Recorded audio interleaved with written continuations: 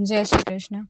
શ્રીનાથજી ચરિત્રામૃતમાં ગોળીઓની શ્રીજીની સેવાથી નિવૃત્તિની યોજનાનો ભાગ 5 અને 6. રાજા દૈવીય જીવ હતો. એની સંપત્તિ પણ યોગ્ય રીતે ભેગી થયેલી હતી. એના ભાગ્યના દ્વાર હવે ખુલી રહ્યા હતા. સ્વામીજી વૈરાગી હતા. રાજાનો સંગ એ કઈ રીતે કરી શકે? ઉપરાંત રાજાને પણ જ્યાં સુધી દીનતા સંપૂર્ણપણે પ્રાપ્ત ના થાય ત્યાં સુધી કઈ રીતે શ્રીનાથજીના દર્શનનું સુખ પ્રાપ્ત થઈ શકે? રાજાની વાત સાંભળીને ગુરુએ કહ્યું, હે રાજન, તું જે તારો રાજકારભાર પુત્રને સોંપી દે અને ચિંતામુક્ત થઈ જાય તો હું તને મારી સાથે લઈ જવાને તૈયાર છું. તું પણ હવે વૃદ્ધ અવસ્થાને આરે ઊભો છે.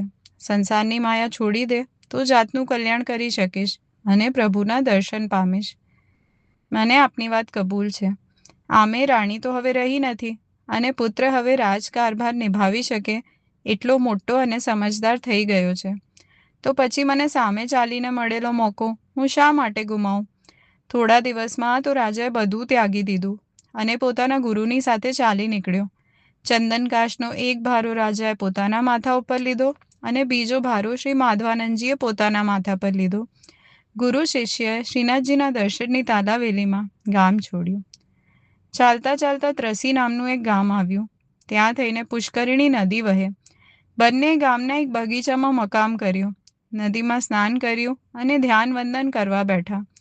ઊભે રસ્તે ગુરુએ શ્રીનાથજીના સ્વરૂપનું વર્ણન કર્યું હતું એટલે રાજાએ પણ આંખું મીચીને એવા જ મુકુટ કાચનીના શ્રૃંગારવાળા શ્રીનાથજીના સ્વરૂપનું ધ્યાન કર્યું.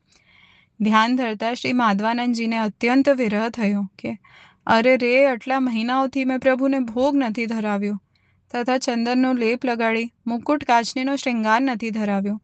હવે ક્યારે જટ વ્રજમાં પહોંચવું અને ક્યારે ભોગ ધરવું? મારા પ્રભુને ખીર અત્યંત પ્રિય છે તો સૌથી પહેલાં હું ખીરનો જ ભોગ ધરાવીશ. આ પ્રકારે યતિજીનો તાપ વધી ગયો. એમની ઈચ્છાની જાણ વ્રજના ઠાકુરને થઈ ગઈ અને એ પણ જાણ્યું કે યતિજી તો મલ્યાગઢ ચંદન લઈને પાછા આવી રહ્યા છે. એથી ભક્ત વત્સલ પ્રભુ શ્રી ગોવર્ધનધરણ પેલા બગીચામાં તરત પ્રકટ થયા. યતિજી, અમારું વચન યાદ છે ને? તમે અમારા દર્શને ન આવી શકો તો અમે સામે ચાલીને તમને દર્શન આપવા પધારશું. આંખો ખોલો અને તમારો તાપ મિટાવો. બગીચામાં શ્રીનાથજીના આગમનથી ફેલાયેલી સુગંધથી ચકિત થઈને રાજાએ પણ આંખો ખોલી. ગુરુ શિષ્ય બંનેને એકી સાથે શ્રીનાથજીના દર્શન થયા. સત્પુરુષનો થોડો સંગ પણ રાજાને કેવું ઉત્તમ ફળ આપી ગયો. જય શ્રી કૃષ્ણ.